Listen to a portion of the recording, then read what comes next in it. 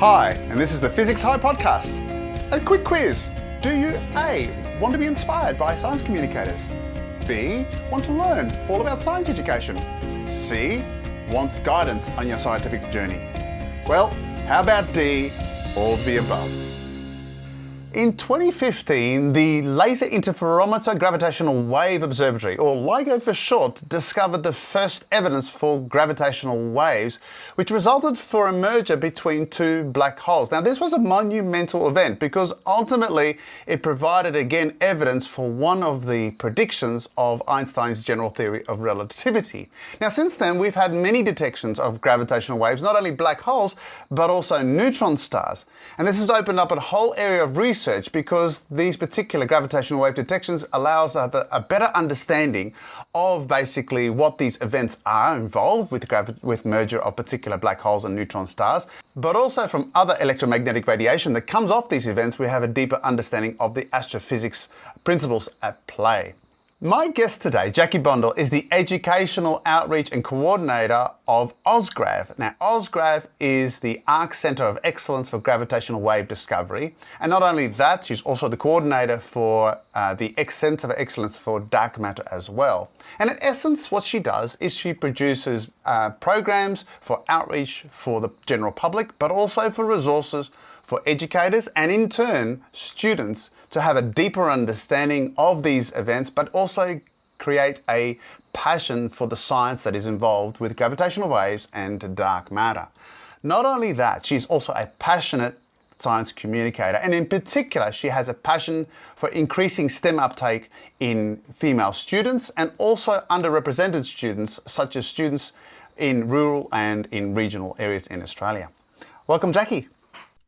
Thank you for having me.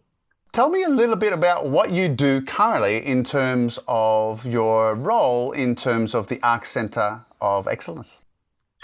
So I find my position almost as a liaison. So we have at the universities these researchers doing this wonderful, exciting science. I mean, who doesn't hear about gravitational waves and dark matter and thinks, wow, that's really cool. And teachers are so keen to try to incorporate that into their classes. But, as a former teacher and as a teacher, that, the last thing we have is a lot of time. And so what, I get to do is I get to essentially translate that research into, curriculum aligned activities and programs that teachers can incorporate into their classrooms that we can deliver in conjunction with our scientists to students, and also activities for general public engagement. So I get to kind of take all this fun science and filter it in a way that is is relevant for the classroom and really hopefully useful for teachers. Now, this is a really new area of discovery, really. I mean, as I said, 2015 was the first detection of gravitational waves. What led you to go into gravitational waves? I mean, you were teaching for 15 years and clearly you decided to do something different. What was it about gravitational waves that piqued your interest? Well, it was, as a physics teacher, it was I always kind of kept ahead, tried to stay at the cutting edge of, what was happening. And, I'll be honest, it was always, my students who would be incredibly interested and come to me with all these new discoveries in science. But honestly, what led me to, focus in on this work with Ozgrav was relocating to Australia from the US. It was, it was a two-body problem where my partner was recruited for a position here in Australia, and if we wanted to make the move, I had to find work. And I had been teaching for a long time, and I loved being in the classroom, but this opportunity, so Ozgrav was just launching as a center at the same time that I was relocating over here. And it was, this great opportunity to, that they had this position for someone who would, work, as this, over this bridge between the research and the classroom. And I felt like my sort of science background and my teaching experience made me a good fit for it. And yeah, it was really, the opportunity that came to me. And, if I must be, to be perfectly honest. Tell us a little bit about Ozgrav. Now, LIGO, of course, is based in Washington and also, of course, in Louisiana. So it's a very American-based. I know that there's also Virgo it's Italy as well in terms of detection of gravitational wave. What is it special about, like, Australia to have Ozgrav? Okay, so Ozgrav is part of the larger, what we call the LVK collaboration. So LVK meaning LIGO, Virgo, CAGRA. So, with LIGO being the US-based detectors, Virgo being the European-based detector, and CAGRA now the Japanese-based detector. So, so gravitational wave science has always been, very international. We've had scientists in Australia, working on gravitational waves for decades now. So Australians have always been part of the larger collaboration. So it's not just strictly US based. They have scientists all over the world. So Ozgrav is one of the members of this larger collaboration. And so Ozgrav itself has researchers from 6 different universities. So it's an umbrella organization that has essentially served as a way to bring together all the gravitation, instrumentation, multi-messenger astronomy scientists working within Australia under one umbrella, so that, to really allow for a lot of that cross collaboration. And then in turn, that, collaboration between us and the larger international network of researchers. So I think it's, every organization in the LVK is going to have its area, which it tends to do a lot of research in, and tends to have its certain niche areas. And Australia is quite the is definitely one of the leaders in a lot of areas of gravitational wave science. With we have some amazing labs here doing instrumentation work. So actually building the instruments and a lot of the devices that go into the interferometers. We've got, a supercomputers here. So we do a lot with the data management and understanding how we actually work with all the data that comes in from the detectors. And then we also have, people working in, stellar remnants, black holes, neutron stars, pulsars, and working in those areas. So yeah, it's been by getting everyone under one umbrella, it's a great opportunity to actually foster some of that creative collaboration that might not have been as easily accessible. Tell us a little bit about your day-to-day. So currently, what are you working on, and give us a bit of an insight of what you are doing at the moment. Sure. So one thing that we've been working on and delivering for a couple of years is incorporating interactive visualization, such as virtual reality, into curriculum-aligned programs for teachers and schools. Because one of the things with gravitational waves is that, and even black holes, neutron stars, anything, honestly, so many things astrophysics-based, is that visualization is so important, but also hard to do, especially in the context of a classroom. So, we have such great, we have people on staff and with our organizations that are excellent at developing, VR interfaces and actually doing a lot of that design. So we thought that we would kind of take that strength and combine it with content that would be accessible to high school students. So we developed a whole program around stellar evolution that we deliver as an incursion and offer all of our resources to teachers for free. And that's been great. We've got a lot of great pickup with it, really good feedback.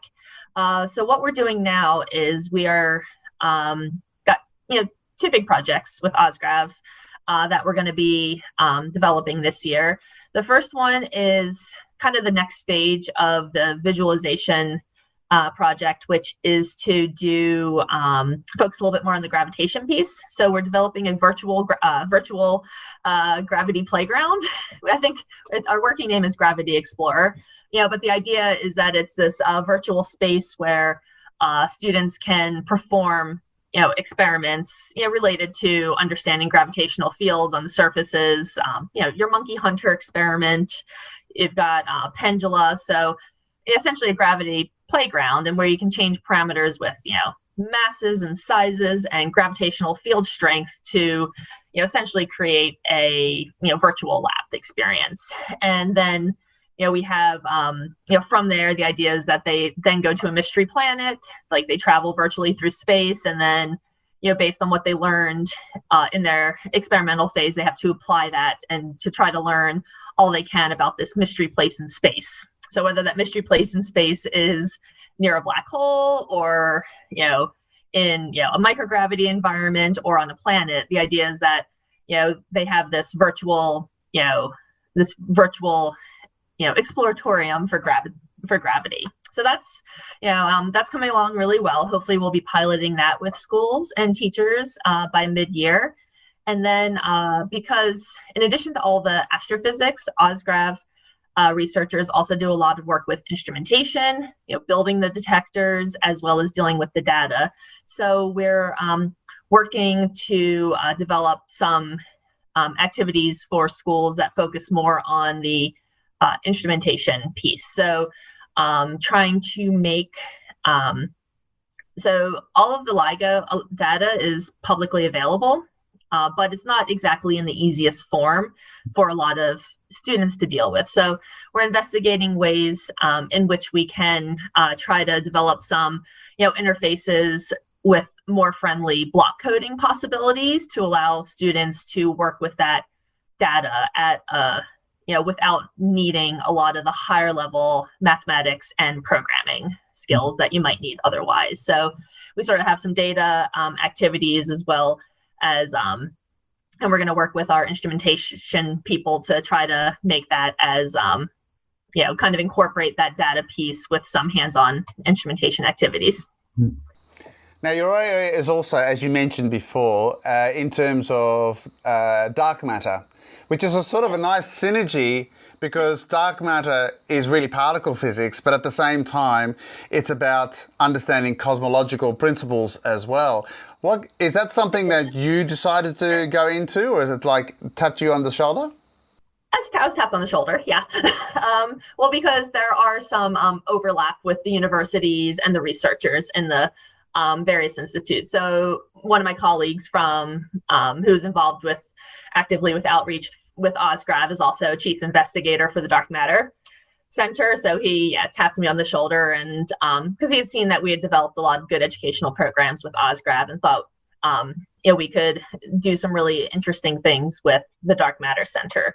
So with that, so our goal with the Dark Matter Center is, we're still going to do a lot of the development of, try to come up with some creative activities and build on some of the activities that our colleagues at places like CERN and Perimeter Institute and Sanford Underground Lab have done, but to also develop some of our, work with our early career researchers to develop, some student-friendly activities. But the one thing that's really exciting about the Dark Matter Education Program is we're starting a system of partner schools. And with these partner schools, we're looking to have a long-term relationship with them in which we will work with the same school over 5, 6, 7 years of the center, so that we'll see the same students when they're in year 7 and then when they're in year 8 and when they're in year 9 to try to increase the pipeline of students coming from regional and rural areas of Australia. So our pilot school that we're working with is Stawell in Victoria. And the reason for Stawell is because in the one of the old gold mines in Stawell, we are building Australia's first underground dark matter lab. Wow. And in Stawell. So we're working with the government secondary school there And the idea is that over the course of the year, we'll have multiple touch points in which we bring in our researchers and do science-based activities. We are going to bring in artists to do science and art workshops. And we're also going to be working with the Design Factory Melbourne to do innovation workshops. And the idea is that, we're piloting this with one school, but the idea is to build a network of partner schools, which we engage with over the longer term to, again, really increase that pipeline of students coming from regional areas into, some area of tertiary STEM. So lots of things going on. It was, it's really exciting. Yeah, it's a really exciting time to bring this cutting edge science, which Australians are doing in all across the country and in regional areas, and bring that science to teachers and students and get them excited about it. Now, change of tack. I guess I want to make you the focus more than just the science. What got you into science education, particularly physics? I think maybe for a brief time when I was growing up, I thought I wanted to, I liked astronomy, and I had the star stickers on my ceiling in my bedroom growing up. What kid doesn't? But I wasn't planning on going physics. I didn't do physics in secondary. And I went to university, and I was focusing on getting into physical therapy and athletic training. And then I realized I was pretty bad at biology. and I just, I was just not feeling passionate about the work. But as a health science major, you had to take a physics requirement. And I took the required physics course, and wow, it just made sense to me. It just, something about it clicked. And I found out the university had physics and astronomy major. And after my first year, I switched into physics. But I always, but even while I was doing that, I was an undergraduate teaching assistant, and I always enjoyed the education piece. So I finished my university degree, and I was kind of torn, whether I wanted to go to graduate school for physics or go straight into teaching. I think I knew I eventually wanted to get into teaching, but I was offered a scholarship to go into graduate, to do some, post-bac studies. And so I did a few more years, got my master's, and, was again debating now, do I want to go teach or do I want to stay on for my PhD? And at the time, I was feeling a little isolated in my PhD studies, which, it's fine. It just wasn't the right place at the right time. So I pivoted into teaching. So I kind of had that, solid science background that allowed me, and then the, experience, some experience teaching. So I was able to, pivot that into going into education. And then I didn't even realize it. My father, his career was as a business professor, at a local university. And only once I switched into being a physics major did he tell me, he's like, "Oh, I was a physics major at university." I'm like, "What? But you're a business professor. Why did I never know this?" But apparently at the time that he was going to university, it was the time of Sputnik and the space race, and it was the science, it was the major to study at the time. So everyone was a physics major, all of his friends were physics majors at the time. Obviously it didn't stick for him, but he, so I guess, there was that sort of, little, connection, but I didn't realize it until after I made the decision to go into physics. Now, you were a teacher for physics for 15 years, and then, of course, Yes. as you mentioned earlier, you moved to Australia. Was it an active decision to leave teaching and go in to do what with Ozgrav, or was it simply the job opportunity that came across for you? I thought at the time I wanted to see what else was, what else I could do with my background. I loved the classroom. I loved teaching. I had lots of opportunities, but where I was, it was such a wonderful place to teach, and it was one of the the top schools in the U.S. And but but just like, I always tell my students to, just, don't limit yourself to what you're doing. Think about what you could do. It's that kind of that same idea. I'm like, I love what I'm doing, but I'm also open to looking at other things. And I also thought that, moving to another country, there would just be a whole level of complexity with getting the appropriate teaching credentials to, be in the schools here. So it was, so those kind of helped me, make that decision to jump into something a little bit new. Do you miss the classroom? Oh yeah. I don't miss the marking, but yeah, but I do miss the classroom, which is, and I do get to go in and run programs with students, which is still one of my favorite things to do. That's one of, the definite perks of my, is getting to go in and, work with classrooms and, get back into working with students. But then I get to send them back to their teachers and I don't have to mark any of their stuff. So it's like the old proverbial grandparent saying, I love this baby, but I can give it back to my oh, totally. Yeah, 100%.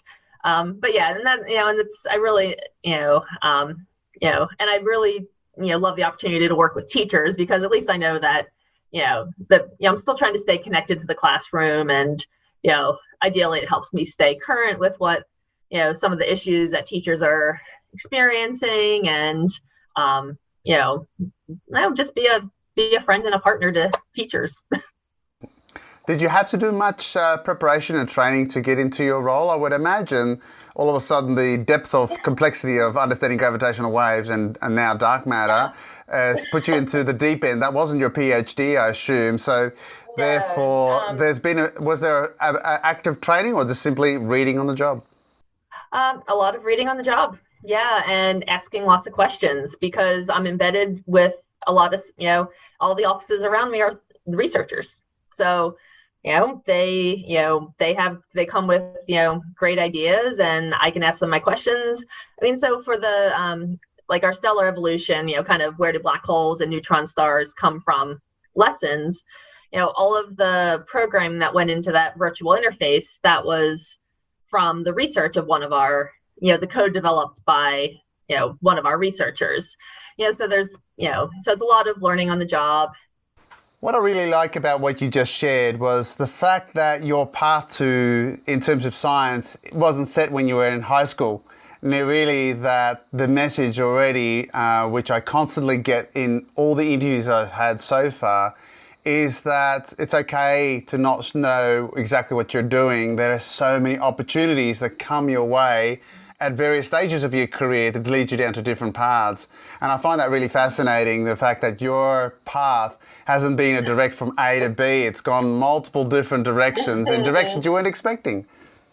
Yeah, and, part of it is just, sometimes when an unexpected opportunity comes your way, just taking the plunge and saying yes. And that's how we ended up here in Australia, and that's how I ended up with Ozgrav. And so I remember, I was probably 12 years into my teaching career, and the assistant, so where I taught, we had our, face-to-face program, but we also, because I was in North Carolina, which has a very large rural population. And so we also offered distance education courses, free of charge for classes, for students in all parts of the state that they would be able to take during their school day. And the person who was teaching the distance education physics course, had relocated, and they needed, someone from the face-to-face program to step in and teach a couple of the, remote courses. And it was like, you kind of see this sometimes where, you have people lined up and they ask for a volunteer, and everybody but one person steps back. So it was kind of one of those situations. I'm like, I don't want to teach, it's like, I don't want to teach from a studio and, have to use, green screens and all this new technology, which I don't know how to use. But, so reluctantly, I said, okay, well, if no one else will, I'll do it. And my assistant principal, she's, she really helped me reframe it instead of it being something that I was just, going to go in and just kind of, tolerate and get it done. She's like, look at this as a growth experience. Look at how much, I want to talk to you in a year and see where you are. Because if you look at this as a growth experience, think about how much you're going to learn about how to effectively teach through different media and how to, take what, you currently do well into this new format. And, kind of once I sort of had that little mindset shift, I'm like, oh yeah, let me take advantage of professional development. Let me just, dive in again. Let me ask the questions of everyone that, the other people that have done it. And yeah, sometimes it's just kind of saying, yes, I'm going to do this. I'm going to grow from it. I don't know where it's going to take me. But, if I learn something new from it, then, it'll have been worth the experience. Onto science communication. That's another thing that you're really passionate about. Your role, particularly with Ozgrav, is about communicating gravitational waves and dark matter. Why is it important? Yeah, this is, I have plenty, when we work with the public, plenty of people asking the same thing, like, why should I care about gravitational waves? So from the perspective of, science communication, it's, from my perspective, it's, trying to give people and, feel an emotional connection to, to the science and what's new, and, feeling an emotional connection to exploring and asking questions and seeking evidence, not just taking, things, as they are because that's the way they are. We thought physics was dead in 1900 and then, we thought we had learned it all, and then look at where we are now. So just, so just from the science communication perspective, I want to try to build that connection with them so that they, don't need to, love the topic. They don't even need to understand everything about the topic, but, to understand why, science is a useful pursuit for society, and for moving society forward. Specifically with gravitational waves, I talk about how pure research is often the thing that drives forward innovation technology and, what we use day to day. So things like the, World Wide Web, was developed as a way for scientists at CERN to communicate with each other, and look at where we are with it now. So that, there's so many, translations of that research into our life that, they're innumerable, but, the idea is that, someone's curiosity and pure research is going to provide some betterment down the road. So like with our researchers at Ozgrav, we do have some of our researchers that have gone and, developed their own startups, and, a group that has turned technology for developing space-based interferometers into a ground sensing device that can do early earthquake detection. Some of the instrumentation is now used as a technology in self-driving cars. So it's one of these things where you don't, study, gravitational wave. You don't, study gravitational wave research to improve the world with self-driving cars, but, it's that, getting, these great, creative, diverse thinkers, trying to solve science problems. Most of the time, they don't have the technology that they need to do what they want to do. So they have to develop it. When they design LIGO, they didn't, have the technology they needed to make it work didn't exist. But that's, the idea is that, you're using science as a way to drive that creativity. And it also brings intelligent, driven, people into your local communities, and it brings up the entire community when you have, scientists in it. I think what you said right at the beginning is that your role is to allow people to have an emotional reaction, an emotional connection to what you're doing. And I think that's why astrophysics has it so easy, because it's in one sense creates a sense of awe, but also a sense of, oh my goodness, we're so insignificant in just purely the physical universe and so forth. And it invokes an emotional connection. Same with black holes. When you talk about the black hole, for example, M87, which of course is, when you think of the size of that, it's amazing. And obviously the black holes that emerged are not exactly dwarfs either. And I think really what you're doing, and I'm sure you are doing it, and a good science communicator is doing, and we think of David Attenborough and other people who are in the other fields, chemistry, biology, they're actually invoking an emotional reaction because it allows us to get a sense of the place of the world that we are in. Where's my place in this universe? Yeah. Going on to students. So we got a student who is, I'm leaving this pretty open. So if you have a student who's possibly exploring, should I do a science degree? Should I explore science? What do I need to do well in science? What advice would you give them? Step one, you just have to be interested in it. You're not gonna, science, is fascinating, but it's not trivial, and it does require work to understand it. But if you have enough interest, then that work will be, it won't be as steep of a hill with that work. So find what you're interested in. You don't necessarily know where it will take you, but any kind of STEM degree will set you up with a lot of choice.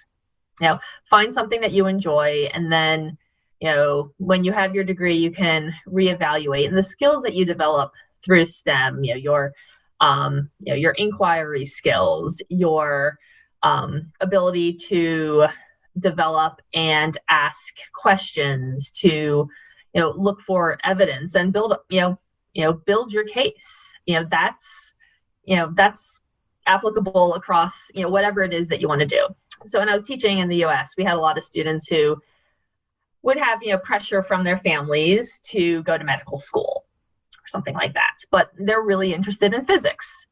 And they would have a lot of pushback from their families to, the students would want to study, say, physics at university. And they would have a lot of pushback from their families. Like, no, you need to do biology because we expect you to go to medical school. We expect, or you want to go to medical school, and the truth is that there's a entrance exam for medical school in the US called the MCAT. And statistically, students who major in physics do the best on the MCAT. And,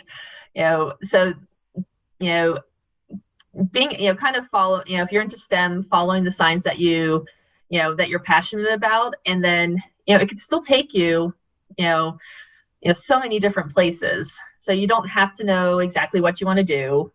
Find what you enjoy.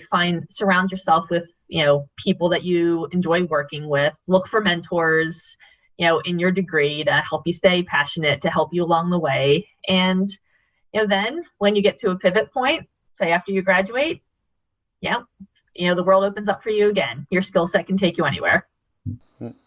Now, you are a female scientist, female communicator in a, statistically speaking, male-dominated field, particularly physics, and you clearly have a passion of increasing STEM uptake in female students. What advice would you give to the female students who are considering a career in or at least study in physics?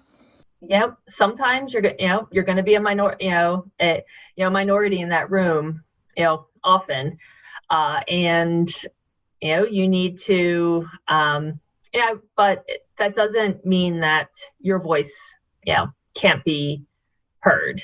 So I would, give the advice to, obviously, like I would say to anyone, find your passion, but look for, the mentors and, the role models, and look for the allies, work with, if you're working with doing group work, it's in your classes, try to find the people that value your voice and value what you're going to say.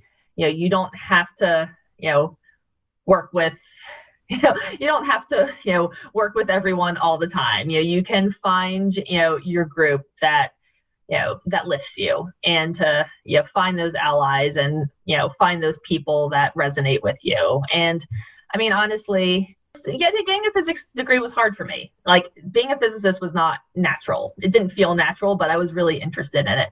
But I found myself a, core group of people that, we could study together, we could assist each other, we would support each other. And, and it was mixed, males, female, all different backgrounds. And, we sort of found each other, and, we supported each other. And, I think it's really finding your tribe, finding your people that, can help you lift your voice. My final question to you is a little bit more lighthearted. It's an opportunity for you to share something that you're really passionate about that doesn't necessarily have to be a science or physicsy topic. Maybe it's something that you're nerding about, something that you would open your mouth in mixed company when you first had the first opportunity to speak. What would you like to share with us? Since, I was 15, I have been a rower. So I loved sports growing up, and I was pretty bad at most sports growing up. But I grew up near Philadelphia, which is a bit of a rowing hub in the US. And I have 4 older brothers, and they all rowed before me.